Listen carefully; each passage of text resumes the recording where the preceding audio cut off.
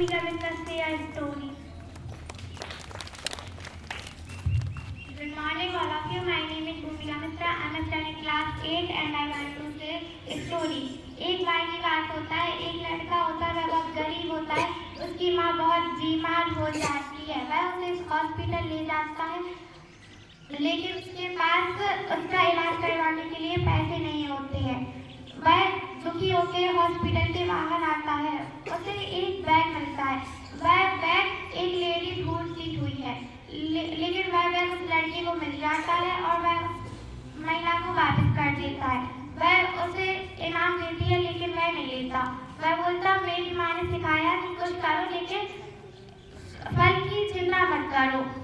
तो वह वापस हॉस्पिटल चला जाता है, लेकिन वह महिला उधर की डॉक्टर होती है, वह उसकी माँ का इलाज फ्री में कर देती है। इसका अंत ये शिक्षा मिलती है कि हमें मदद तो करनी चाहिए लेकिन फल की चिंता मत करनी चाहिए। Thank you.